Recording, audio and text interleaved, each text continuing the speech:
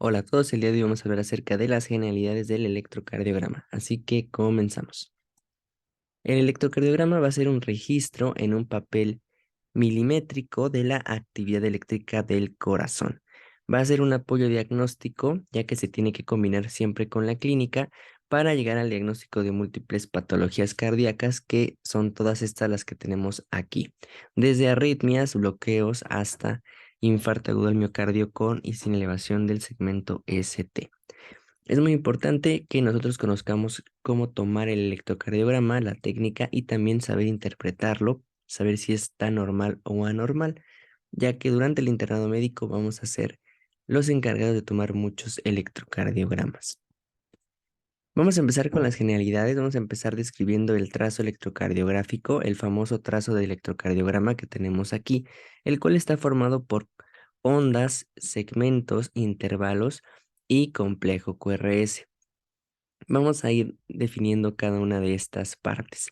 Esta que está aquí sería nuestra onda P, que representa la despolarización de las aurículas. Aquí tenemos por otro lado el segmento PR.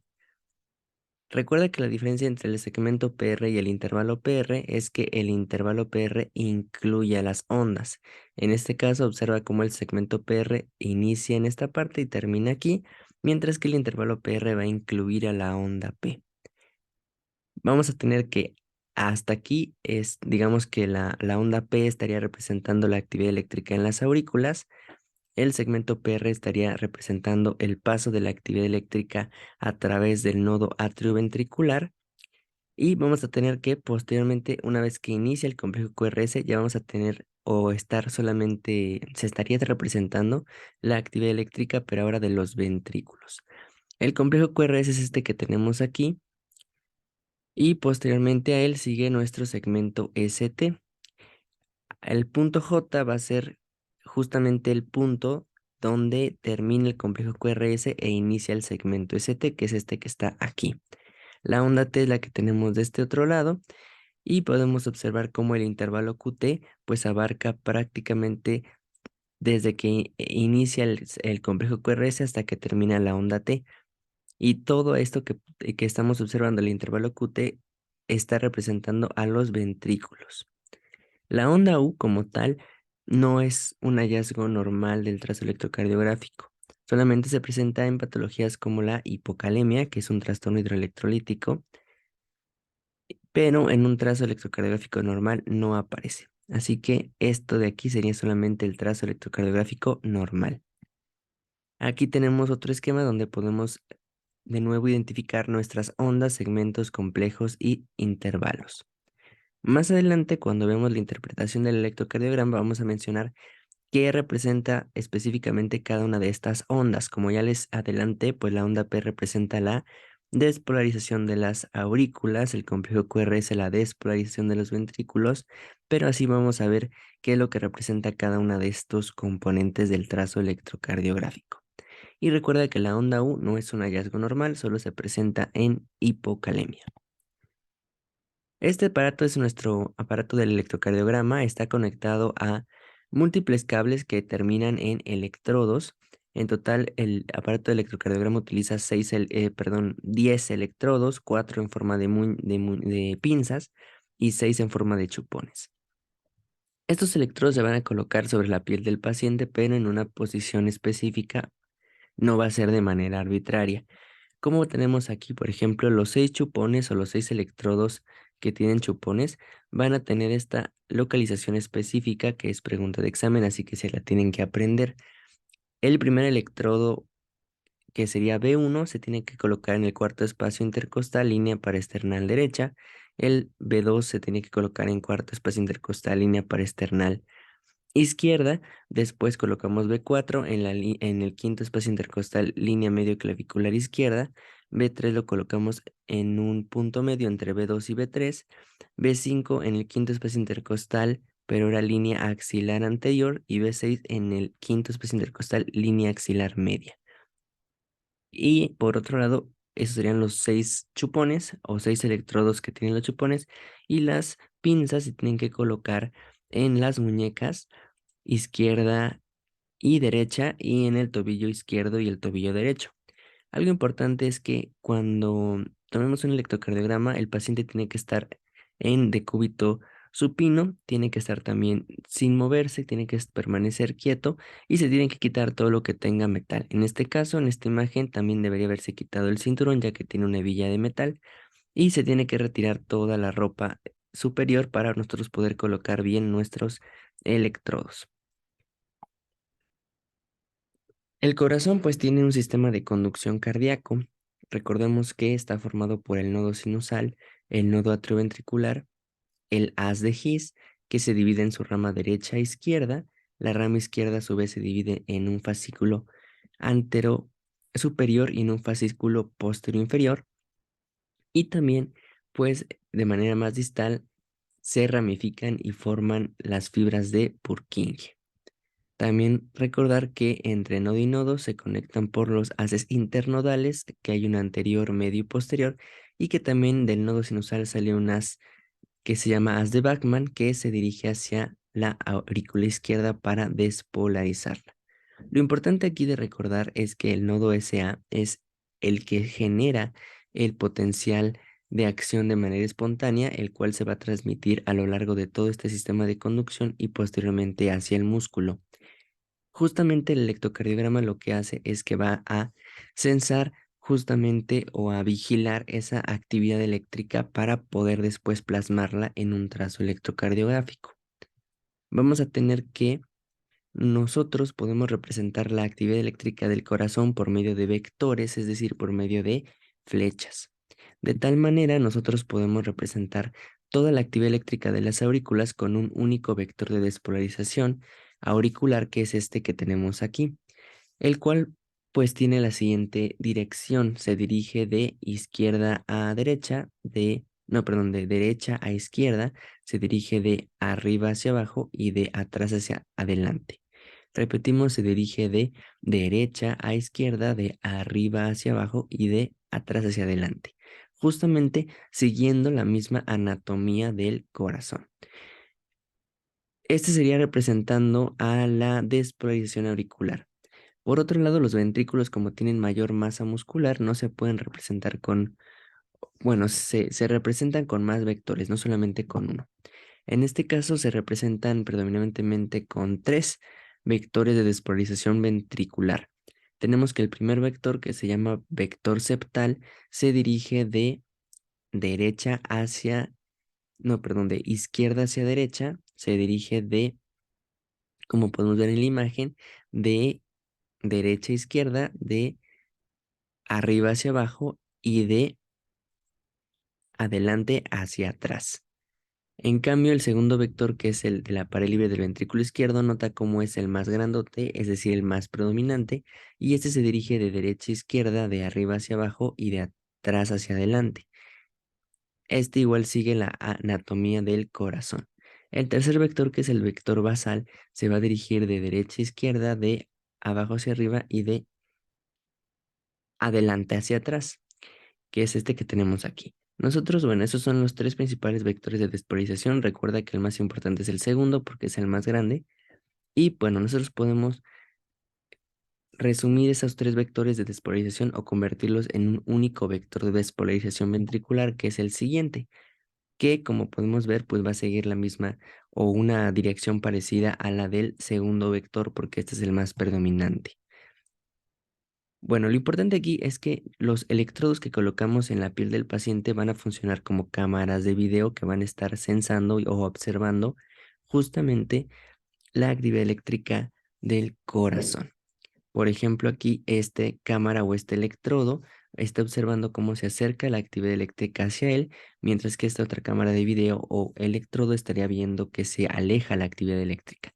Y los otros pues también tendrán otro punto de vista de esa actividad eléctrica o de esos vectores de despolarización. Vamos a tener que, dependiendo de si se acerca o se aleja, va a ser el tipo de trazo que vamos a tener en el electrocardiograma.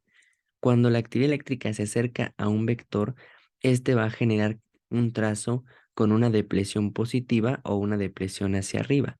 En cambio, cuando la actividad eléctrica se aleja, ese electrodo va a trazar en el electrocardiograma una depresión negativa o una depresión hacia abajo. Aquí, como vemos en la imagen, estamos observando el vector de despolarización ventricular. Y habíamos dicho que, pues, en el trazo electrocardiográfico, la despolarización ventricular se representa por el complejo QRS. Es por eso que aquí vemos que el vector de despolarización ventricular se acerca a este electrodo y que este electrodo plasma el complejo QRS, pues positivo. Mientras que este electrodo, pues está viendo cómo se aleja la despolarización ventricular y por lo tanto va a trazar este complejo QRS como predominantemente negativo. Vamos a tener que esto es muy importante porque nosotros con observar solamente el trazo podemos saber si la actividad eléctrica se acerca o si se aleja del electrodo. Aquí, bueno, ya aquí teníamos como cámaras de video, pero aquí ya plasmamos como tal las derivaciones del electrocardiograma. En este caso vemos que la derivación de 2 es la que va a estar observando de mejor manera la despolarización ventricular. Por eso la derivación de 2 es la que utilizamos siempre para contar los cuadritos o para medir el electrocardiograma, porque pues es la que ve mejor la actividad eléctrica del corazón. ABR, otro más importante, vemos que es la que siempre ve que se aleja la actividad eléctrica. Entonces, casi siempre en ABR vamos a encontrar, pues, ondas que sean negativas porque están viendo que se aleja la actividad eléctrica del corazón. Nosotros tenemos 12 derivaciones en el electrocardiograma. Tenemos derivaciones que son monopolares, derivaciones que son bipolares y también tenemos otras derivaciones que se llaman derivaciones precordiales. Entonces, de las 12 derivaciones del corazón, vamos a tener que 3 van a ser monopolares, 3 van a ser bipolares y las 6 restantes van a ser precordiales. Vamos a tener que las derivaciones monopolares van a ser ABR, ABL y ABF. La R significa right, la L left, izquierda y la F fit en los pies. Entonces, estas derivaciones monopolares sí tienen un electrodo específico, que son principalmente las pinzas. Aquí, por ejemplo, este de ABR se coloca, la derivación es ABR, pero el electrodo que va a estar representando a esta derivación se va a colocar pues del lado derecho, en la muñeca derecha, que es este rojo que tenemos aquí. ABL, la derivación ABL, vamos a tener que tiene un electrodo, el cual se va a colocar también aquí en el brazo izquierdo, en este caso. Y ABF vamos a tener que su electrodo se va a colocar en el tobillo, en este caso izquierdo, que es este que tenemos aquí. Este otro electrodo es el electrodo de tierra y ese como tal pues no sensa actividad eléctrica, solamente sirve para que se pueda tomar la actividad eléctrica de manera adecuada. Las derivaciones, esas son las derivaciones monopolares. Las derivaciones bipolares como tal no tienen un electrodo tal cual. Como podemos ver aquí, las derivaciones bipolares, como su nombre indica, bipolar, se van a formar, o propiamente el aparato del electrocardiograma las va a formar a partir de las derivaciones monopolares. De esa manera vemos que el aparato del electrocardiograma toma en cuenta ABR y ABL para formar D1. Toma en cuenta ABR y ABF para formar D3 y toma en cuenta ABL y ABF para formar D2.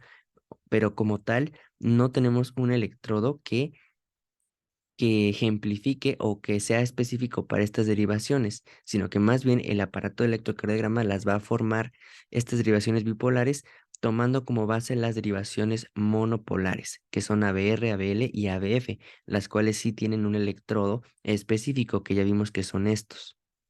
Muy bien.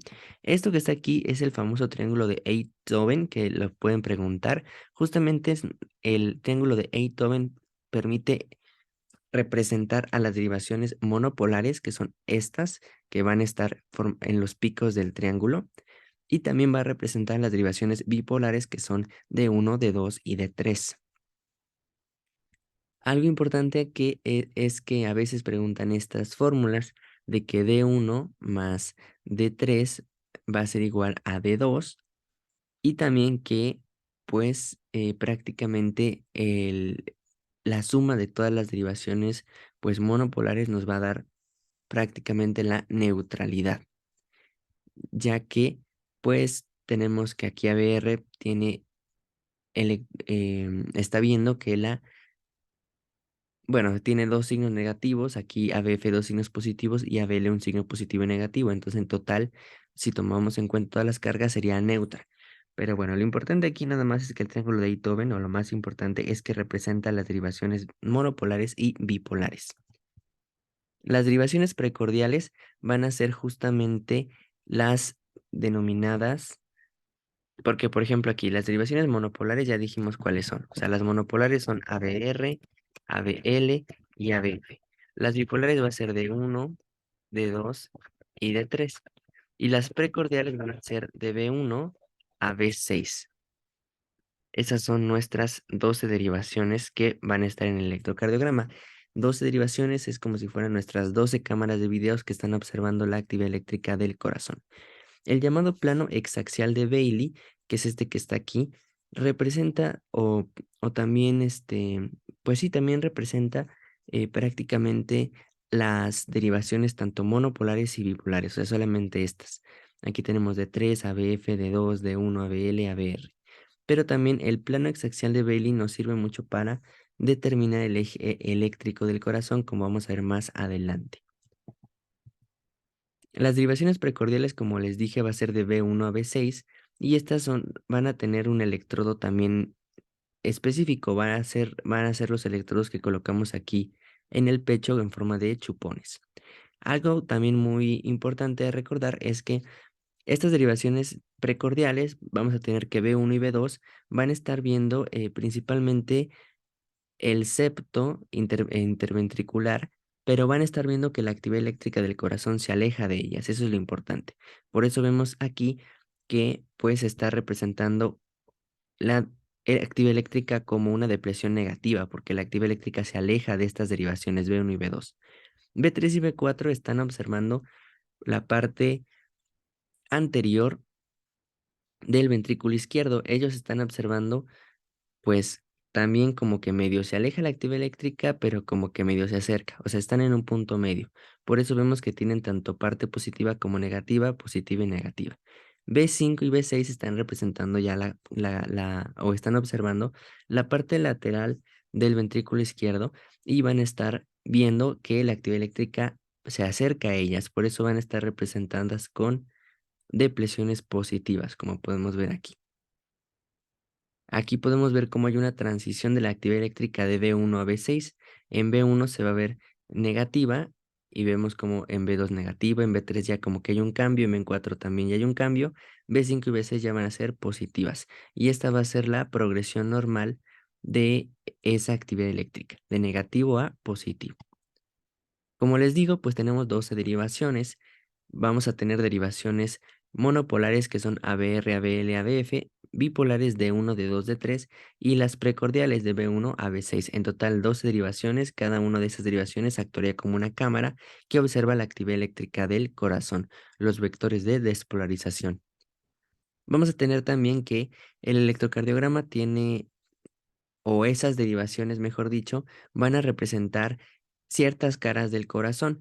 Como les había dicho, B1 y B2 están representando el septo interventricular, B3 y B4 estarían observando como la cara anterior del corazón, B5 y B6 estarían viendo perdón, de B1 y B2 el septo interventricular, B3 y B4 la cara anterior, pero del ventrículo izquierdo nada más, B5 y B6 están observando la cara lateral del ventrículo izquierdo. En cambio, vamos a tener aquí que ABR como tal no está viendo como tal una cara del corazón, pero sí es la derivación que ya dijimos que ve que la actividad eléctrica se aleja de él y vamos a tener que D1 y ABL van a estar observando la cara, en este caso lateral alta del ventrículo izquierdo, y D2 de 3 y ABF la cara inferior del ventrículo izquierdo. Si te das cuenta, pues casi todas estas derivaciones, nuestras 12 derivaciones, van a estar observando partes, pero del corazón izquierdo, es decir, del ventrículo izquierdo. Para observar ya propiamente caras del ventrículo derecho, necesitamos unas derivaciones especiales, o sea, unas derivaciones extra. Pero estas derivaciones estándar, las 12 derivaciones estándar que se utilizan, solamente están observando pues al ventrículo izquierdo. Eso también es algo importante a considerar. Vamos a recordar otra vez lo de las caras cuando veamos infarto agudo al miocardio, pero pues ahorita nada más como una breve introducción. Si es necesario que te aprendas de memoria, pues qué derivaciones ven qué cara. D2 de 3 ABF, cara inferior. D1 ABL, cara lateral alta del ventrículo izquierdo. B1 B2, septo interventricular. B3 B4, cara anterior del ventrículo izquierdo. B5 B6, cara lateral baja del ventrículo izquierdo. Hacer un ejemplo de cómo interpretar un electrocardiograma. También vamos a mencionar las características del papel milimétrico y también vamos a aprovechar para mencionar las características normales de las ondas, de los segmentos, de los intervalos y del complejo QRS. Así que comenzamos. Empezamos con las generalidades del papel milimétrico. Como habíamos mencionado previamente, sobre este papel es donde se va a plasmar el trazo del electrocardiograma. Como su nombre indica, está formado por muchos cuadritos chiquitos y cada cuadrito mide 1 milímetro en el eje de las X por 1 milímetro en el eje de las Y. A esto se le conoce como la unidad de Ashman, 1 milímetro por 1 milímetro. Aquí sí es muy importante saber qué representa el eje de las X y qué se representa en el eje de las Y. En el eje de las X se representa la duración, ya sea en segundos o en milisegundos. Y en el eje de las Y se representa el voltaje o también lo pueden encontrar como la amplitud. Es lo mismo. Entonces, en eje de las Y, amplitud, voltaje, eje de las X, duración. Ya puede ser en segundos o en milisegundos. Entonces, como les mencionaba, cada cuadrito pues va a medir 1 milímetro por 1 milímetro. Entonces es importante saber que un cuadrito o 1 milímetro en el eje de las X va a equivaler a 0.04 segundos. Y aquí el cero es muy importante, es 0.04 segundos, porque aquí a veces la confusión es muy frecuente y se lo aprenden como 0.4 y no, eso es incorrecto.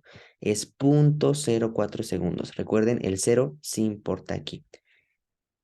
Y bueno, en el eje de las Y hay que saber que 1 milímetro o un cuadrito chiquito va a equivaler a 0.1 milivolt en el eje de las Y. Esto quiere decir que en el eje de las Y, por ejemplo, en 10 cuadritos o en 10 milímetros, yo voy a tener que eso va a equivaler a 1 milivolt, porque cada cuadrito pues equivale a 0.1. Entonces, si ya sumo los 10, pues llego a 1 milivolt. Y aquí, como lo tenemos aquí, o sea, 10 milímetros o 10 cuadritos equivalen a 1 milivolt en el eje de las Y. Y también es importante saber que en 25 milímetros o en 25 cuadritos yo voy a tener lo equivalente a un segundo. Estas medidas de 10 milímetros por 10 milímetros por milivolt y 25 milímetros por segundo las vamos a ver más adelante en el paso de ver si está bien calibrado el electrocardiograma. Entonces, por eso es importante recordarlo. También es importante saber estas medidas porque, por ejemplo, si aquí de repente tuviéramos una onda, por ejemplo, aquí digamos, no sé, tengo una onda P, ¿no? Aquí. Entonces, yo puedo justamente saber cuánto tiene de duración esa onda P y también saber su amplitud si conozco estas equivalencias. Por ejemplo, aquí vemos que esta onda P pues tiene una duración en el eje de las X de 1, 2, de 3 cuadritos y yo sé que 3 cuadritos, si un cuadrito es 0.04, pues nada más multiplico 0.04 por 3 que me da 0.12. Entonces yo sé que esta onda P tiene una duración de 0.12 segundos. Por eso es importante pues saber estas relaciones. Y por ejemplo, si quiero saber la amplitud de la onda P, igual aquí cuento, es 1, 2 y es como medio cuadrito, ¿no? Como 2.5 cuadritos. Entonces, pues yo sé que tiene una amplitud o un voltaje de 0,25 milivolts, porque también ya me sé esta equivalencia. Entonces, es la importancia por ello. Aquí tenemos un ejercicio.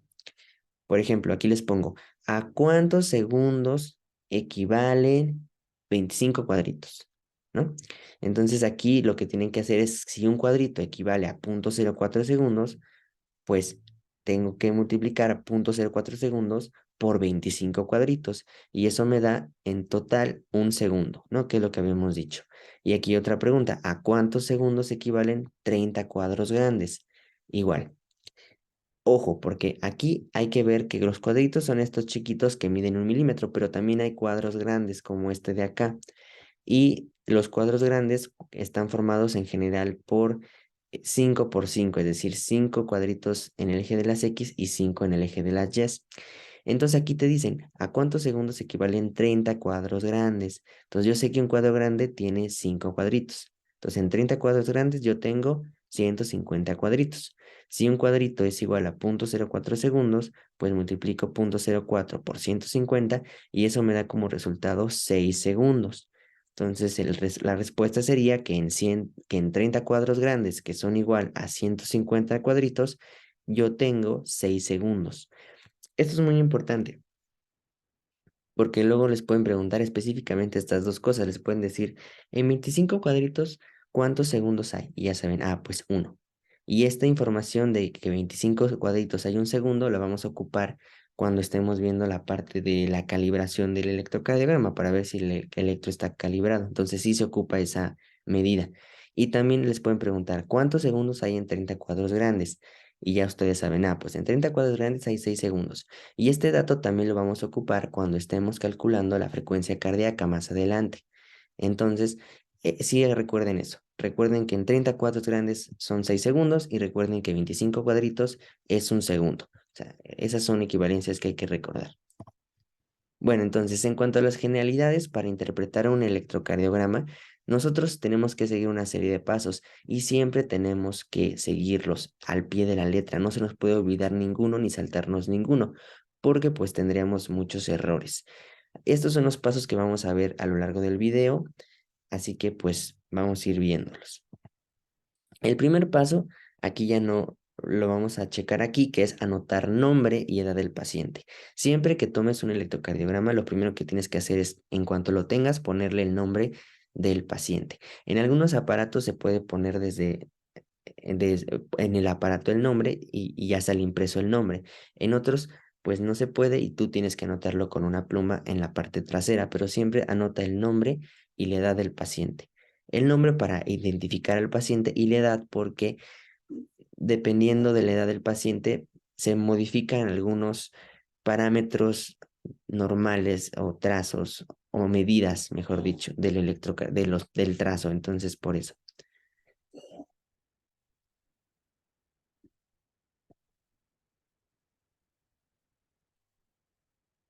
Bien, y comenzamos con verificar la calibración.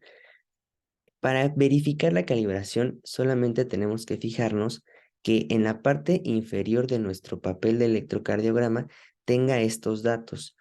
Tiene que decir que 25 milímetros equivalen a un segundo y tiene que decir que 10 milímetros en el eje de las Y equivalen a 1 milivolt y que 25 milímetros en el eje de las X equivale a un segundo, que son justamente las relaciones que habíamos platicado hace un momento. Entonces, si ven que en el electrocardiograma dice 25 por segundo y 10 por 1 milivolt, está calibrado. Y ese sería nuestro primer paso de interpretación del electrocardiograma. Si no estuviera así, si dijera 10 milímetros es igual a 5 milivolts o que 25 milímetros es igual a 5 segundos, pues ya no podemos nosotros interpretar el electrocardiograma, porque todas las medidas que vamos a tomar ahorita nosotros, pues ya no van a ser equivalentes, porque pues no estamos tomando el estándar o la calibración estándar. Entonces, si no está calibrado, ni no podemos hacer ningún paso siguiente del electrocardiograma. Por eso es muy importante checar esto siempre. El siguiente paso es ver si está bien tomado el electrocardiograma. Para ver si está bien tomado el electrocardiograma, tenemos que fijarnos en la onda P en las derivaciones específicamente de D2, que es esta, y en ABR. La onda P tiene que estar positiva en D2, como podemos ver aquí está positiva, y la onda P tiene que estar negativa en ABR, y como vemos aquí en ABR está negativa, es esta de aquí. Entonces, si cumple estos dos criterios, yo puedo decir que el electro está bien tomado. Y este sería el siguiente paso del electrocardiograma. Muy sencillo. Bien, vamos a empezar a complicar un poco las cosas porque aquí vamos a determinar el ritmo del electrocardiograma.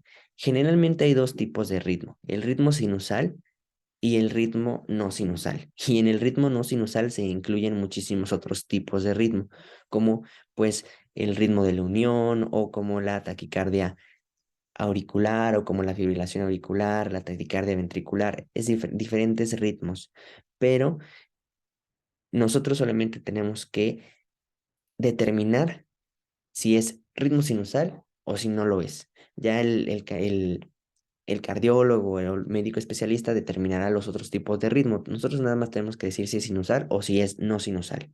Y para que sea un ritmo sinusal, tiene que cumplir estos 5 criterios y siempre tienes que aprendértelos de memoria, o sea, siempre tienes que recordarlos porque son preguntas de examen muy cotidianas.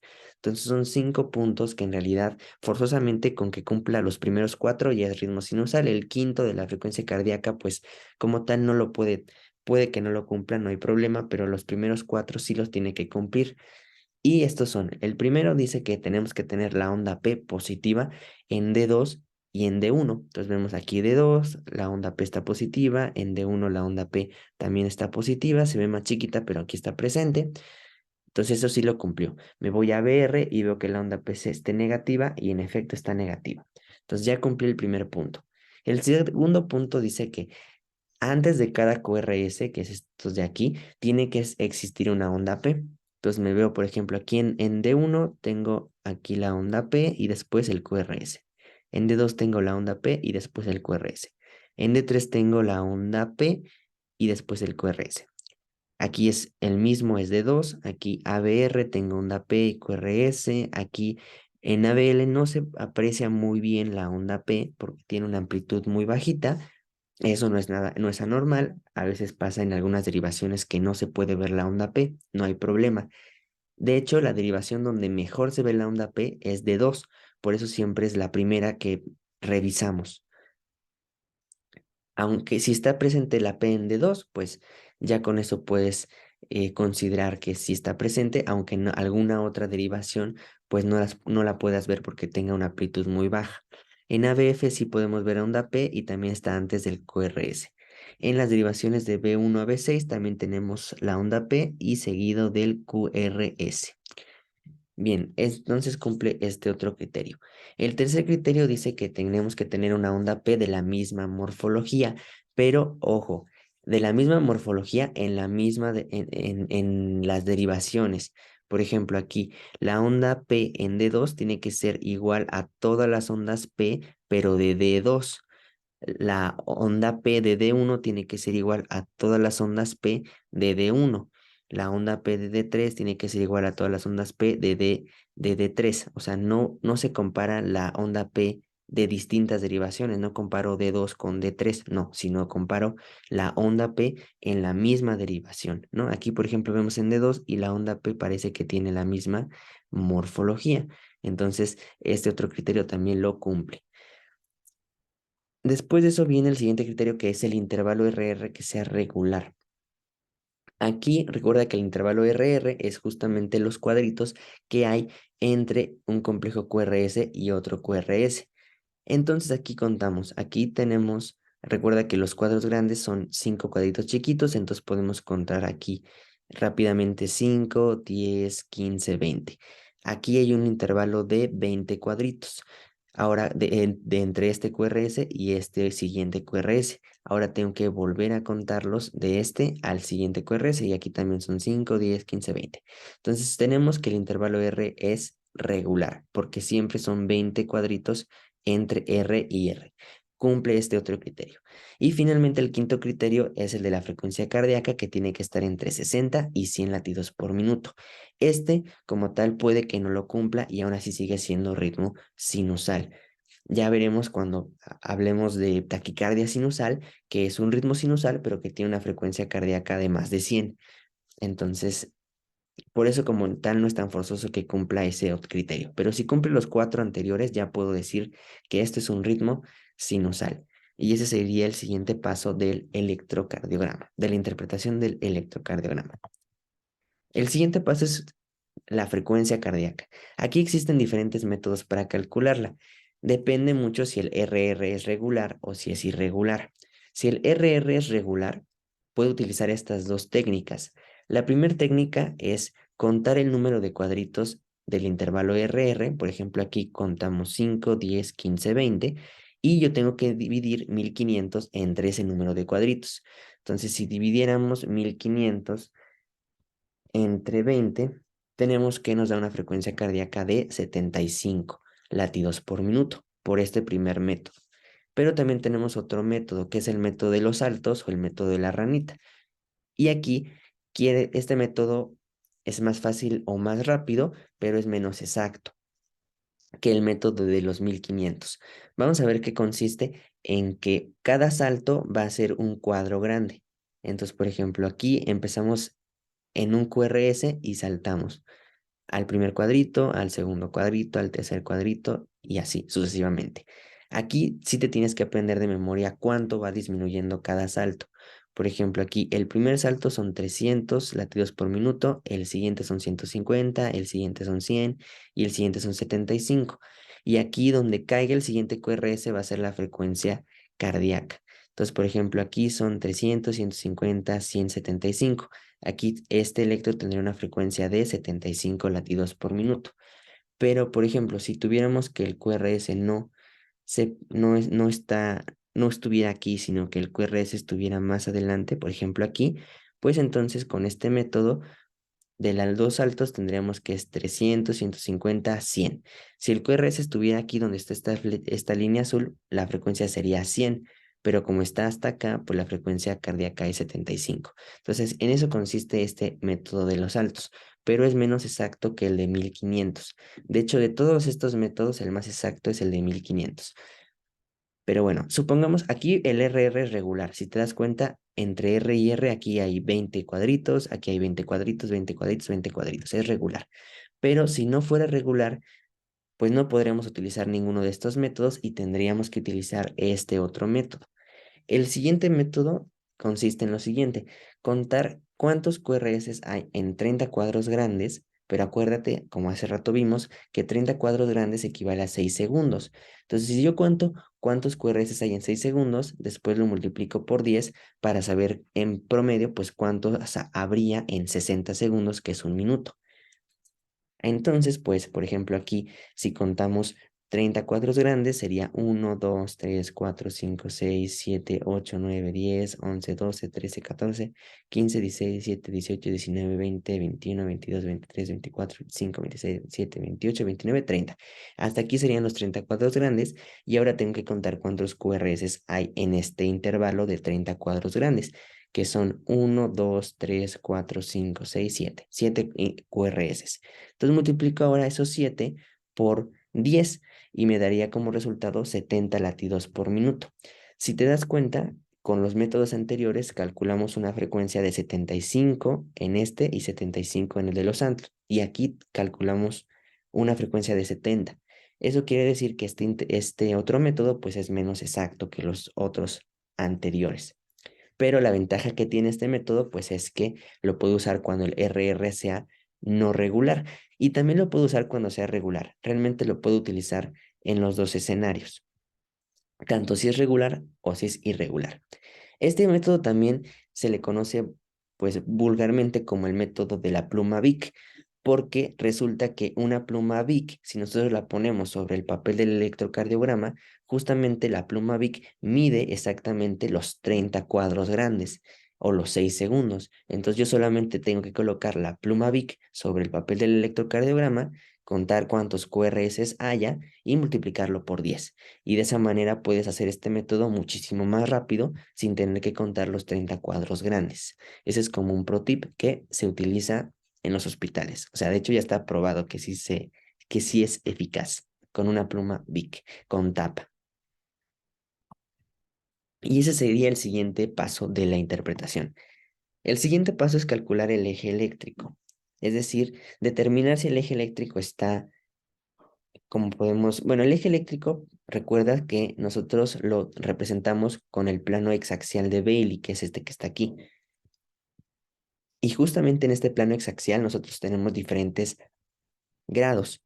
Lo normal es que el eje eléctrico se encuentre entre 0 y 90 grados, aunque alguna bibliografía lo maneja como normal entre -30 y 90 grados. Entonces, puede ser de 90 a -30 o de 90 a 0, pero ese es como el rango de normalidad. Si el eje eléctrico se encuentra entre esos rangos, pues está normal. Si se encuentra en el área verde, pues estaría desviado a la izquierda; si está en el área roja, estaría desviado a la derecha; y si está en la morada, estaría desviado de forma extrema o de una desviación indeterminada. Entonces vamos a tener que, nosotros tenemos que determinar justamente dónde está el eje eléctrico. Tenemos que decir si el eje eléctrico está a la izquierda, está a la derecha o si está normal. Muy rara vez vamos a tener que esté desviado extremadamente, pero puede pasar. Entonces, ¿cómo lo vamos a hacer? Bueno, tenemos un método que es menos exacto, pero que es más rápido.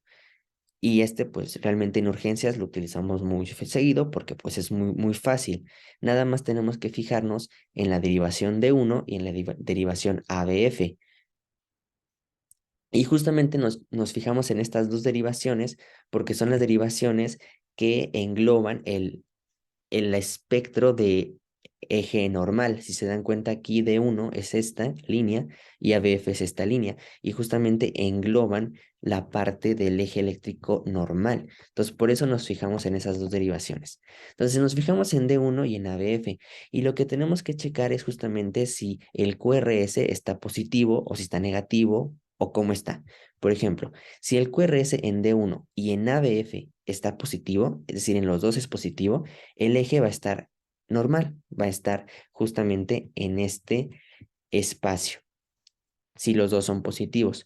En cambio, si el QRS en D1 fuera positivo, pero si en ABF fuera negativo, entonces quien va a tener digamos que la localización va a ser el que esté positivo. Entonces, por ejemplo, si D1 es positivo y ABF es negativo, pues D1, si te das cuenta, está a la izquierda en el papel electrocardiográfico. Entonces el eje va a estar desviado a la izquierda. Es como una manera de recordarlo. Si D1 es positivo y ABF es negativo, me fijo cuál es el positivo, en este caso D1, y digo, ah, mira, D1 está a la izquierda del papel electrocardiográfico, entonces está desviado a la izquierda del eje. En cambio, si pasara al revés, que D1 fuera negativo y ABF fuera positivo, pues digo, ah, mira, ABF está positivo y está a la derecha del papel electrocardiográfico. Entonces, el eje va a estar hacia la derecha, ¿no? Es como una forma rápida de decir si el eje está a la izquierda, a la derecha, etcétera. Si los dos fueran negativos, o sea, si el QRS en D1 es negativo y en ABF también es negativo, en ese caso el eje estaría desviado de manera extrema. Entonces, así, con este método, solamente puedes decir si el eje está a la izquierda, a la derecha, desviado extremadamente o si está normal. Pero no puedes decir exactamente a cuántos grados está el eje eléctrico. Para decir exactamente a cuántos grados está el eje eléctrico del corazón, tenemos que utilizar este segundo método, que es muchísimo más exacto. Y ese método consiste en lo siguiente. Para hacer este método tenemos que utilizar las derivaciones monopolares y bipolares, es decir, vamos a utilizar solamente estas 6 derivaciones, que es D1, D2, D3, ABR, ABL y ABF, solamente estas 6, para determinar el eje eléctrico. Yo de estas 6 derivaciones, yo me tengo que fijar en qué derivación es la más isodifásica. Y justamente el término de isodifásica se refiere a que cuál derivación tiene la parte positiva de la misma magnitud que la parte negativa. Ese es el concepto de isodifásica, que la parte que esté positiva sea de la misma distancia que la parte negativa. Entonces, yo me fijo justamente en estas 6 derivaciones que te comenté y vamos a ver cuál es la más isodifásica. En este caso, si te das cuenta, ADL parece ser la más isodifásica. No tiene que ser exactamente isodifásica, pero es la más cercana a. Entonces, en este caso, pues es la más cercana.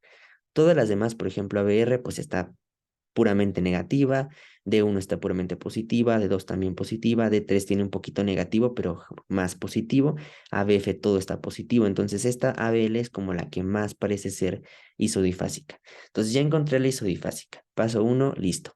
El paso 2 es que ahora hay que localizar la perpendicular de la isodifásica. En este caso la isodifásica es ABL, entonces tengo que encontrar su perpendicular. Y para encontrar la perpendicular voy a utilizar la mnemotecnia de Flor, que justamente es Flor porque vas a colocar ABF, ABL, ABR, Flor, y vas a colocar en orden de 1, de 2, de 3. Entonces de esa manera ya sabes que ABL, su perpendicular es de 2. Y nos vamos ahora a D2. O sea, ya el paso 2, localizar la perpendicular, ya lo hicimos. La perpendicular de ABL, pues es de 2. Entonces, si por ejemplo, la perpendicular de ABF, pues es de 1 y la perpendicular de ABR es de 3. En este caso, la isodifásica fue ABL, por eso su perpendicular, busqué su perpendicular que es de 2. Pero si la isodifásica hubiera sido de 1, por ejemplo, pues su perpendicular sería ABF, ¿no? Entonces ahí depende de cuál sea la isodifásica. Pero en este caso, como esta fue la isodifásica, su perpendicular es de 2. Ya hice el paso 2, localizar la perpendicular. El tercer paso es determinar si el QRS de la perpendicular, en este caso de la D2, si es positivo o negativo. Si se dan cuenta aquí, la perpendicular que es de 2 está positivo su QRS. Entonces, paso 3, listo. El paso 4 dice, dependiendo si es positivo o negativo, tienes que localizarlo en el plano exaxial de Bailey. Vamos a ver cómo es eso. La perpendicular ya quedamos que es de 2 y ya dijimos que está positiva. Entonces nos vamos al plano exaxial de Bailey, buscamos de 2, aquí está de 2 y de 2 tiene una parte negativa y una parte positiva, pero como en el electro está positivo, pues nos vamos al de 2 positivo y está a más 60 grados. Entonces, de esta manera tú puedes determinar los grados exactos del eje eléctrico por este segundo método. Como te digo, es más exacto, pero pues es un poco más tardado que hacer el método 1. Aunque como te digo, en el método 1 no me puedes decir los grados, pero sí me puedes decir de manera rápida si está desviado a la izquierda, a la derecha o si está normal. Con el método 2, una vez que conoces los grados, pues ya puedes saber si está eje normal o si está desviado a la izquierda, a la derecha o extremo, dependiendo de dónde se localice. Pero bueno, puedes utilizar cualquiera de los dos métodos. Bueno, pues ahora vamos a pasar a hablar de cada una de las ondas, de los complejos, de segmentos e intervalos. De cada uno de ellos vamos a mencionar qué es lo que representan a nivel de la actividad eléctrica del corazón y también vamos a mencionar cuáles son sus medidas normales. Así que vamos a comenzar primero con la onda P. La onda P va a representar la despolarización de las dos aurículas. Muy importante. Como nosotros vimos, primero se va a despolarizar en la aurícula derecha porque de ahí viene el nodo sinusal, ahí se localiza. Regresando a esta imagen, tenemos aquí el nodo sinusal, se localiza en la aurícula derecha, entonces primero se va a despolarizar esa aurícula y posteriormente cuando la actividad eléctrica alcance la aurícula izquierda a través del haz de Bachmann, pues ya se va a despolarizar la aurícula izquierda, pero primero se despolariza la derecha. Sin embargo, la diferencia en tiempo entre la despolarización de una u otra es muy mínimo, así que no tiene ninguna implicación. Es como si se despolarizaran casi al mismo tiempo. Bueno, pues resulta que a pesar de que se están despolarizando dos aurículas, nosotros solamente vamos a tener una única onda P.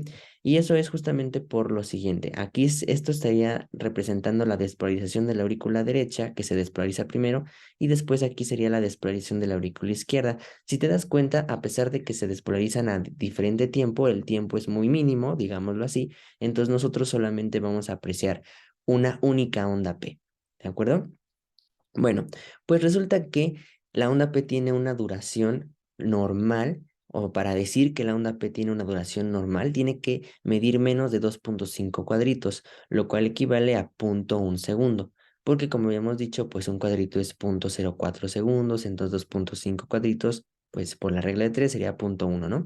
Entonces, en duración tiene que durar menos la onda P, menos de 0.1 segundo, y en amplitud tiene que medir menos de 0.2 0.5 cuadritos o tiene que medir menos de 0.25 milivolts. Entonces, por ejemplo, aquí nosotros tenemos una onda P y si nosotros contamos, pues aquí sería como 1, 2 cuadritos. 2 cuadritos equivale a 0.8 segundos y 0.8 segundos pues es menos de 0.1 segundos. Entonces tenemos que en duración esta onda P está normal.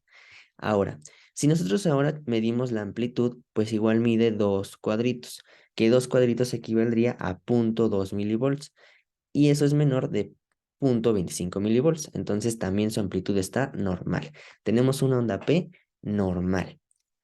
Estos datos que están aquí en azul, que van a ir apareciendo en las diapositivas, los tienen que saber de memoria, no hay de otra, de memoria. Y con la práctica es con lo que se lo van a aprender.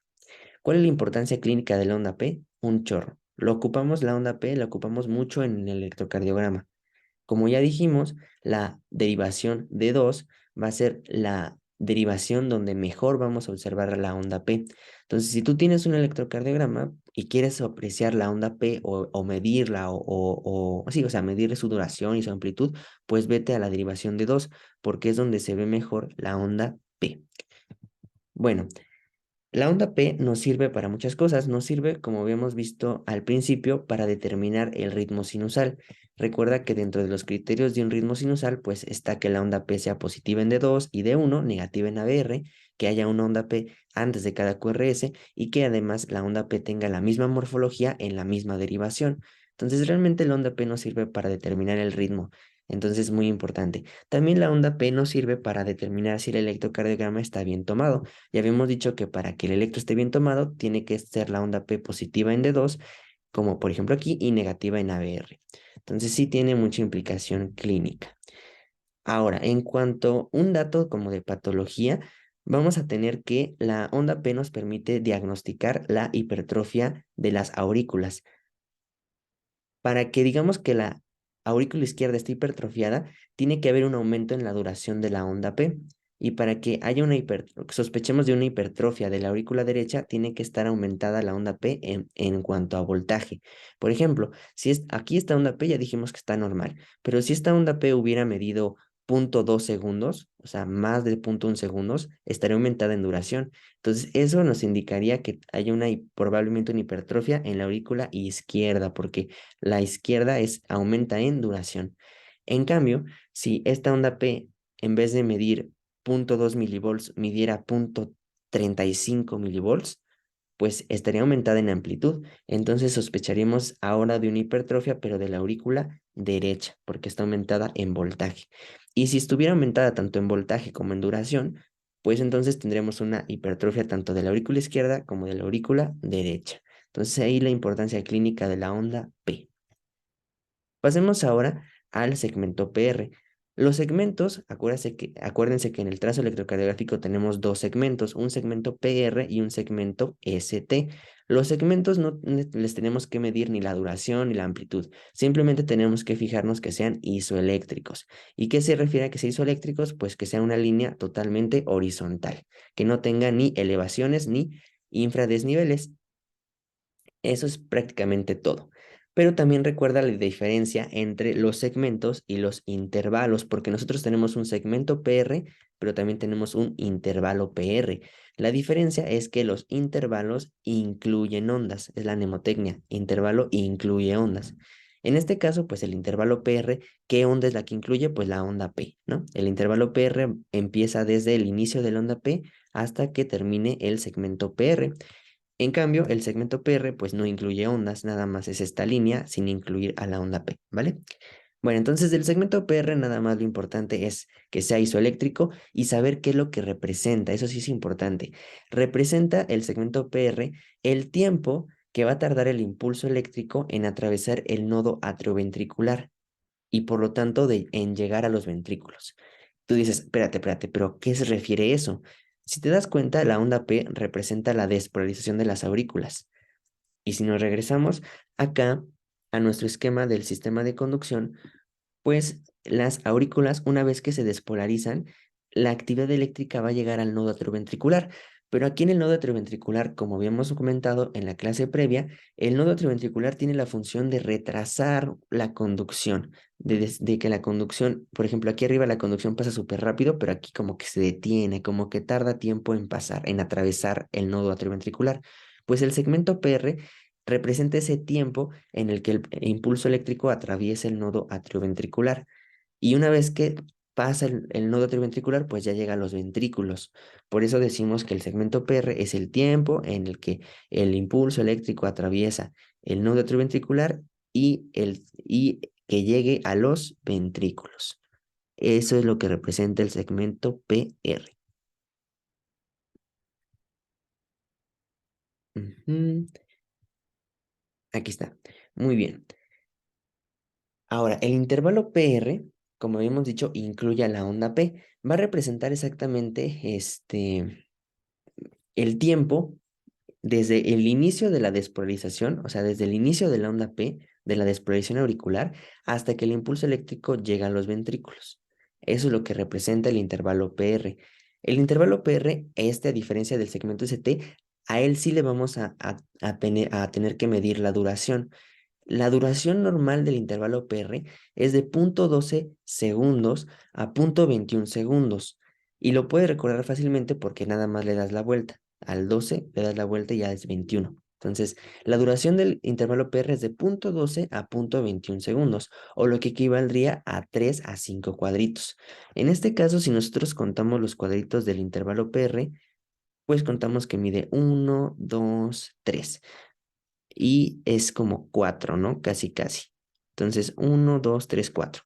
De 4 cuadritos, eso equivale a 0,16 segundos. Y 0,16 segundos, pues justamente está entre este valor, entre este rango. Así que es un intervalo PR normal. ¿Cuál es la importancia clínica? Si tuviéramos un PR más prolongado, es decir, mayor a 0,21 segundos, entonces aquí estaríamos sospechando de una patología que se llama bloqueos atrioventriculares, que veremos en clases próximas. En cambio, si estuviera cortado, si midiera menos de 0,12 segundos, aquí estaríamos sospechando de síndromes de preexcitación, que son dos principales, pero de entre esos dos, el más famoso es el síndrome de Wolff-Parkinson-White. Entonces, sí es muy importante medir el PR porque, pues, a veces, si no lo mides, pues puede ser un paciente que tenga un bloqueo o que tenga un Parkinson-White y que tú ni te des cuenta. Entonces, siempre hay que medirlo. Pasamos ahora al complejo QRS. El complejo QRS, antes de hablar de sus medidas normales, vamos a hablar de su nomenclatura. Porque es complejo QRS, tenemos que saber representa la Q, qué representa la R y qué representa la S. Y de hecho hay hasta una extra, una letra extra que es la R', que es esta de aquí. Entonces, bueno, la Q va a representar la primer depresión negativa.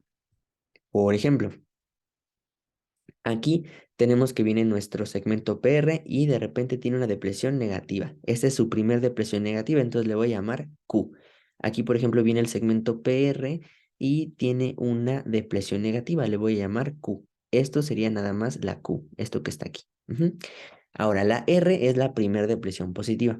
Entonces, si te das cuenta, aquí yo venía con mi segmento PR, tengo una depresión negativa que le llamo Q y después tengo una depresión positiva que le llamo R. Esta sería la R, esta sería la Q.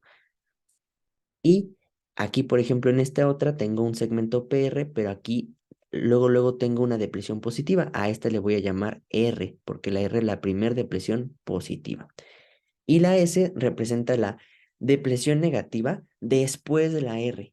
O sea, siempre para que se llame S, tiene que estar después de una R, siempre, siempre, siempre. Entonces, por ejemplo, aquí yo tengo una R y después tengo una depresión negativa. Ah, bueno, pues a esto le voy a llamar S. Esto de aquí no se podría llamar S porque la S es la depresión negativa después de la R y aquí en ningún momento hubo una R. Entonces aquí por eso se llama Q. Y la R' va a ser la segunda depresión positiva. Por ejemplo, aquí viene mi intervalo PR, tengo una primera depresión positiva que le llamo R, tengo una depresión negativa después de la R que le llamo S, y después tengo una segunda depresión positiva que le voy a llamar R'. y ya, nada más, ¿no? Entonces vamos a ver, por ejemplo, bueno, aquí hay varios, todos estos son ejemplos de complejos QRS que tú te puedes topar en un electrocardiograma. O sea, no todos los complejos QRS van a tener la misma morfología. Por ejemplo, aquí tengo un trazo. Ay, ya me adelanté mucho. Por ejemplo, aquí tengo un trazo electrocardiográfico. Si te das cuenta, todos los QRS no se parecen de derivación a derivación. O sea, sí se parecen en la misma derivación, pero si ya comparamos una derivación, por ejemplo, de 2 y otra, por ejemplo, B2, pues ya son diferentes. Aquí en D2, por ejemplo, nada más tengo una depresión positiva, nada más tengo una R. Y aquí en B2 tengo una depresión positiva que es R y después una depresión negativa después de la R que es S. Aquí en B2 tengo un complejo que es propiamente RS y aquí en D2 tengo un complejo que nada más es R, ¿sí? Es como la nomenclatura correcta, pero pues también se puede obviar y llamar complejo QRS aunque nada más tenga una R, o llamarlo complejo QRS aunque realmente sea RS. O sea, realmente tú le puedes llamar complejo QRS y no ser tan específico en la nomenclatura, pero es importante que la conozcan, pues, la nomenclatura. Bueno, entonces, eso es justamente de la nomenclatura. Ahora, ¿qué representa el complejo QRS? Pues si la onda P representó la despolarización auricular, el complejo QRS va a representar la despolarización ventricular. Justamente, fíjate, es bastante padre porque aquí la onda P representa la despolarización auricular. Aquí el segmento PR representa el paso por el nodo atrioventricular, o sea, en camino a los ventrículos. Y ya aquí, a partir del QRS, ya todo pasa en los ventrículos. Entonces aquí el QRS representa la despolarización ventricular. Otra cosa, algo como un punto como curioso, es que vamos a ver más adelante que la onda T representa la repolarización ventricular. O sea, el QRS es la despolarización y la onda T es la repolarización. Pero si te das cuenta, en la onda P nada más, o las aurículas, nada más tuvimos una despolarización auricular. ¿Dónde quedó la repolarización auricular? Pues la repolarización auricular ocurre al mismo tiempo que el QRS, pero como el QRS es muchísimo más intenso en cuanto a actividad eléctrica, la oculta. Entonces, haz de cuenta que aquí debería de estar pasando la repolarización auricular, pero la tapa el complejo QRS. Ese es como el dato curioso. Bueno, entonces, ¿qué le vamos a hacer al complejo QRS? Vamos a medir nada más su duración. La duración tiene que ser la normal, tiene que estar entre 0.08 segundos a 0.12 segundos, o lo que es igual a 2 a 3 cuadritos. Entonces, por ejemplo, este complejo QRS, si yo lo empiezo a medir, desde aquí mide un cuadrito, dos cuadritos, mide dos cuadritos, que equivalen a 0.08 segundos. Entonces está dentro de rangos normales, es un QRS normal. Prácticamente del QRS, lo único que me preocupa no es que mida menos de 0.08, porque casi nunca pasa. Lo que más me preocupa es que mida más de 0.12, eso sí puede pasar. Si mide más de 3 cuadritos, eso yo le voy a denominar que es un QRS ancho. Y un QRS ancho ya tiene que prenderse un foco rojo y decir, un QRS ancho me está indicando que hay una patología. Puede ser desde bloqueos de rama hasta taquicardias ventriculares o extrasístoles ventriculares. Entonces, tengo que sospechar de una patología si ya tengo los QRS anchos, es decir, mayores a 3 cuadritos. Ujú. Y si mide menos, o sea, si mide lo normal, le pueden llamar también un QRS estrecho. Un QRS estrecho es un QRS, pues digamos que normal, o sea, mide lo que tiene que medir entre 0.08 y 0.12. Pero un QRS ancho ya es patológico, ya mide más de 3 cuadritos o más de 0.12 segundos. Bien, acuérdate también que, pues nosotros ahorita estamos utilizando como unidad el segundo, pero pues también lo pueden encontrar como milisegundos y 0.12 segundos equivaldría a 120 milisegundos. Entonces un QRS que mida más de 120 milisegundos, pues ya es un QRS ancho, porque también lo pueden encontrar así en la bibliografía como 120 milisegundos, pero es lo mismo, 120 milisegundos, 0.12 segundos. Bueno. En cuanto al voltaje, realmente los complejos QRS no tienen un voltaje normal, no tengo que medirles el voltaje, pero sí es cierto que si yo veo en un electro que los voltajes están demasiado grandes, pues eso me haría sospechar que posiblemente hubiera una hipertrofia ventricular. pero no solamente porque estén grandes significa que ya haya una hipertrofia. O sea, solamente lo sospechamos, pero para ver hipertrofias tienen que cumplir otros criterios que vamos a ver después. No solamente porque tenga una amplitud un voltaje o una amplitud grande, digo, hipertrofia, no. O sea, tengo que buscarle otras cosas que ya las mencionaremos, pero pues si están grandes los voltajes, pues tú sospechas, ¿no? De hipertrofia. Bueno, otra cosa que se le ve al complejo QRS es su progresión, y esa progresión la vamos a evaluar con las derivaciones precordiales, es decir, derivaciones de B1 a B6. Resulta que estas derivaciones precordiales pues las colocamos sobre el pecho del paciente, son los chupones que vimos al inicio que se colocaban. Entonces, prácticamente aquí me faltó un esquemita, este es el esquemita que quería. Para ver la progresión, aquí estamos representando al corazón y si te das cuenta, B1 y B2 van a estar viendo prácticamente parte del corazón derecho y más que nada el tabique interventricular, B1, B2, tabique interventricular y un poquito del ventrículo derecho. Ya de B3 a B4 ya estarían viendo como la punta del ventrículo izquierdo, B5 y B6 estarían viendo ya la cara lateral del ventrículo izquierdo. Lo importante aquí es que la actividad eléctrica generalmente se dirige hacia el ventrículo izquierdo, como habíamos dicho. Entonces, las derivaciones que están hacia la izquierda, que son más hacia la izquierda, como B6, B5, pues van a ver que la actividad eléctrica se acerca a ellas, porque la actividad eléctrica se dirige hacia la izquierda. Entonces, B5 y B6 van a tener una depresión positiva porque la actividad eléctrica se acerca a ellas. En cambio, B1 y B2, que están, como te digo, un poquito más hacia la derecha, pues como la actividad eléctrica va hacia la izquierda, estarían viendo como que se alejara de ellas. Por eso aquí las depresiones son negativas, están viendo como que se aleja la actividad eléctrica. Si te das cuenta, B1, B2 tienen depresiones negativas, la actividad eléctrica se aleja porque se va hacia la izquierda. En cambio, B6, B5, actividad eléctrica se acerca, tienen depresiones positivas. Pero B3 y B4 justamente están en la zona de transición, se le llama así. Y justamente por eso B3 y B4 tienen como que tanto la parte positiva y negativa como del mismo tamaño o muy parecida, ¿no? Entonces justamente es por lo mismo, porque justo todas estas derivaciones de B1 a B6 están viendo la actividad eléctrica que se va de derecha a izquierda. Entonces las derechas van a ser negativas, las izquierdas van a estar positivas y las de en medio pues van a estar justamente como con parte positiva y parte negativa. A nosotros lo que tenemos esto es lo que se le conoce, mejor dicho, como la progresión del QRS, que empieza negativo y conforme va avanzando, o sea, en B1 empieza negativo y conforme va avanzando, se va haciendo positivo, positivo, positivo, positivo, ¿no? Hasta a veces que está súper positivo. A eso se le llama la progresión del QRS, que va de negativo a positivo. Eso es una cosa, progresión del QRS. Pero también nosotros tenemos que ver dónde está la transición del QRS. Y la transición del QRS se refiere a la derivación de B1 a B6, en donde yo tengo tanto la parte positiva y negativa del mismo tamaño, que en este caso es B3. Entonces, por ejemplo, aquí yo diría que el QRS tiene una progresión normal, porque pasó de negativo a positivo. Es una progresión normal, pero la transición del QRS está en B3, porque la transición del QRS se refiere a la derivación donde yo tengo tanto la parte positiva y negativa más similares.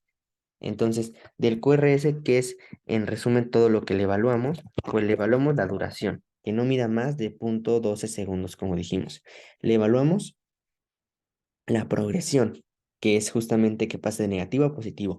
Y le evaluamos la transición, ver en qué derivación está tanto positivo como negativo. Y otra cosa que también evaluamos al complejo QRS es lo que se llama como TIDI, que TIDI son las siglas de tiempo de inicio de la depresión intrínsecoide. No es importante saber lo que significa, lo importante es lo que representa. El TIDI representa el tiempo desde que inicia el QRS hasta que se alcance el punto más alto de la R, o sea, como lo podemos ver aquí. El punto aquí es que el TIDI tiene que tener una duración menor a un cuadrito o a 0.04 segundos. Si te das cuenta aquí, si contamos, pues mide nada más un cuadrito. El TIDI, desde que inicia el TIDI hasta que se acaba, ¿no? Un cuadrito.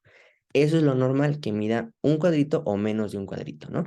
Si ya mide más, si midiera dos, tres cuadritos, eso ya generaría ruido y entonces si tenemos un TID aumentado, podríamos sospechar también de hipertrofia ventricular o también, de hecho, el TIDI también se alarga o aumenta cuando pues hay un QRS ancho. Cuando hay un QRS mayor a 0.12 segundos, igual tendremos un TIDI alargado. Pero eso es otra cosa que se le evalúa al complejo QRS. Entonces se le evalúa la, la duración, se le evalúa el, la progresión, la transición y el TIDI al complejo QRS. El punto J es justamente la división o el punto que marca el fin del QRS y el inicio del segmento ST. El punto J lo que representa es que justamente en ese momento, en el momento que se presenta el punto J, todo el miocardio se encuentra despolarizado, porque el complejo QRS pues representa la despolarización ventricular. Entonces, pues aquí al inicio del QRS pues apenas están despolarizando las primeras células del miocardio, pero ya cuando termina el QRS pues ya todo está despolarizado. Entonces, por eso el punto J es el momento en el que todo el miocardio se encuentra despolarizado. La importancia clínica es que yo tomo en cuenta el punto J para decir si el segmento ST está elevado o está con un infradesnivel. Y eso lo vamos a ver cuando hablemos sobre infarto, porque los infartos pueden ser con elevación del ST o con infradesnivel del ST. Pero este, eso lo veremos después. La onda T. La onda T a ella no le tengo que medir su duración, solamente tengo que ver que sea asimétrica. Si te das cuenta aquí, es totalmente asimétrica y eso es lo normal. Que esté asimétrica es bueno. Otra cosa que tengo que ver es que sea concordante con la dirección del QRS. Es decir, si el QRS es predominantemente positivo, como vemos aquí, pues la onda T también tiene que estar positiva. Si el QRS estuviera positivo y la onda T estuviera hacia abajo, o sea, estuviera negativa, ahí sí tendría sería no concordante, tendría una no concordancia y eso es patológico, tiene que ser concordante. Y otra cosa que le checo a la onda T es que la amplitud debe ser menor de un tercio de la amplitud del QRS. Por ejemplo, aquí el QRS mide pues un cuadro grande, dos cuadros grandes y un chiquito. Y vemos que la onda T no llega ni siquiera a un cuadro grande, entonces está bien, eso es bueno. Entonces repetimos, de la onda T, que sea simétrica, que sea concordante con el QRS y que su amplitud no sea tan grande, tan grande. Entonces vamos a tener que la importancia clínica es que si yo encuentro ondas T que sean muy altas o que tengan una amplitud mayor de un tercio del QRS, por ejemplo, que no sea así, sino que tenga unas ondas T que lleguen hasta acá, pues a eso se le llama ondas T picudas y eso indica hipercalemia. Y por ejemplo, si las ondas T fueran simétricas y discordantes, pues eso me estaría hablando de que hay una isquemia miocárdica y ya estaría hablando en un contexto de un infarto agudo al miocardio. Entonces, pues sí es muy importante que las ondas T sean asimétricas y que sean concordantes. Bien, pasando ahora, de hecho creo que me lo salté, pasamos a hablar de la onda T, pero no hablamos del segmento ST. El segmento ST, pues como el segmento PR, pues nada más hay que fijarnos que sea isoeléctrico, que no esté ni elevado ni con infradesnivel. ¿Cómo saber si está elevado con infradesnivel? Pues comparándolo con el punto J. Y la importancia del segmento ST la vamos a ver más, pues, en infarto agudo del miocardio, ya que si está aumentado con infradesnivel, indicaría lesión miocárdica. La onda T indica isquemia miocárdica y el segmento ST alterado indica lesión miocárdica. Eso, pues, lo veremos también en infarto agudo al miocardio. Pasemos ahora al intervalo QT. El intervalo QT va a representar el tiempo que pasa desde que se inicia la despolarización de los ventrículos, desde que se inicia el QRS, hasta que termina la repolarización de los ventrículos, hasta que termina la onda T. Prácticamente el intervalo QT pues me está evaluando toda la despolarización y la repolarización ventricular, es decir, me está evaluando toda la sístole eléctrica de los ventrículos, pues. El intervalo QT existen dos tipos, el intervalo QT medido y el QT corregido. El que importa es el QT corregido. El QT medido no es muy fiable, porque como vemos aquí, el QT medido es inversamente proporcional a la frecuencia cardíaca. Quiere decir que si yo estoy muy agitado, pues mi QT va a hacerse corto. Y si yo estoy con una frecuencia cardíaca bajita, el QT se va a alargar, pero eso es en función de la frecuencia cardíaca. O sea, yo no puedo decirle a un paciente, ¿sabes qué? Tú tienes un QT largo, un QT corto. No, porque tomando en cuenta el QT medido, porque depende de la frecuencia. Entonces realmente no es como fidedigno decirle tienes QT medido, QT corto, porque pues depende de la frecuencia cardíaca. Si tomo en cuenta el QT medido. En cambio, si tomo en cuenta el QT corregido, ahí sí yo puedo decirle ya al paciente, si sale corto, pues que tiene QT corto, si está largo, pues que tiene QT largo, ¿no? O sea, porque el corregido ya, digamos que elimina el factor de la frecuencia cardíaca y entonces ya te dice ya de manera fidedigna si está largo o corto, pues es a lo que me refiero.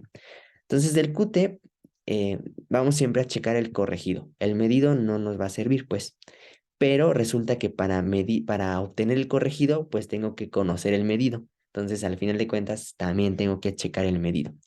Entonces, bueno, el QT medido, ¿cómo se obtiene? Yo tengo que contar los cuadritos que hay de todo el intervalo QT. En este caso, pues sería 1, 2, 3, 4, 5, 6, 7, 8, ¿no? 8, 9. Entonces yo tengo, no, 8 nada más. 8 cuadritos es el QT medido, pero esos 8 cuadritos yo tengo que ver cuánto equivale en tiempo. Entonces voy a multiplicar 8 por 0,04 y me da 0,32 segundos. Entonces el QT medido es de 0,32 segundos, como dice aquí.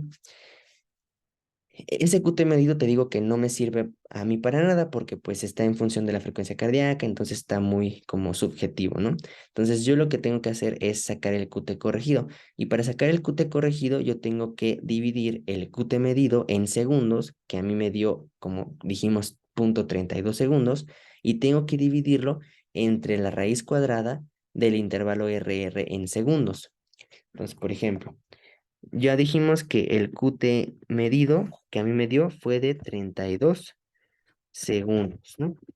El intervalo RR en segundos, en este caso no tengo un electrocardiograma, pero vamos a suponer que es de 20 cuadritos, entonces 20 cuadritos por 0,04 me da 0,8 segundos, ¿no? Vamos a suponer. Y la raíz cuadrada de 0,8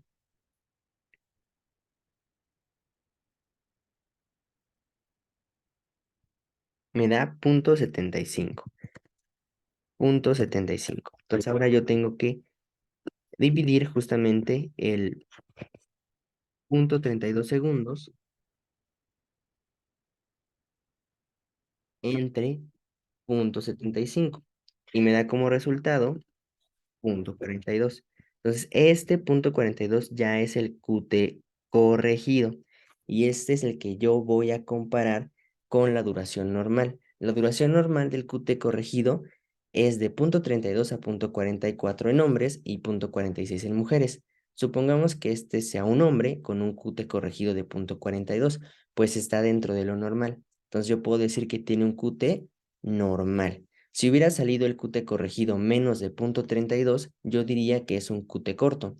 Si hubiera salido un QT corregido mayor a 0,44 en hombres o 0,46 en mujeres, yo diría que es un QT largo. ¿Y por qué es importante? Bueno, pues porque hay algunos fármacos o incluso alteraciones electrolíticas como la hipocalcemia, la hiponatremia o hipocalemia que te afectan el QT, que te lo pueden alargar o te lo pueden acortar. Y eso es importante porque si un paciente tiene un QT largo o un QT corto, tiene más riesgo de desarrollar arritmias y de morir. Entonces, por eso es importante determinar en los electrocardiogramas si tienen QT largos o QT cortos, porque estarían en riesgo de desarrollar arritmias. Esta fórmula para obtener el QT corregido se llama fórmula de Bassett y solamente se puede utilizar si el RR es regular. Si es irregular, no se puede usar y no se puede sacar el QT corregido. Aquí nada más para terminar, pues vamos a dejar algunas causas de QT largo. Del QT largo, la que más tienen que recordar, porque luego preguntan en los DEPAS, es que los macrólidos, como la claritromicina, la eritromicina y la citromicina, alargan el QT.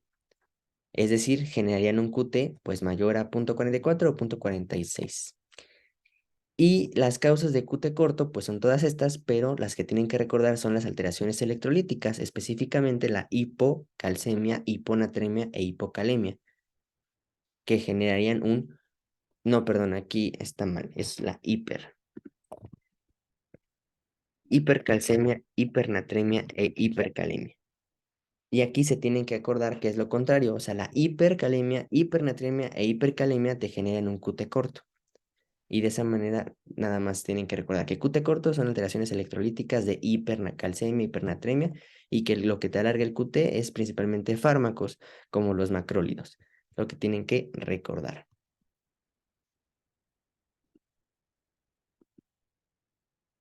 Hasta la próxima.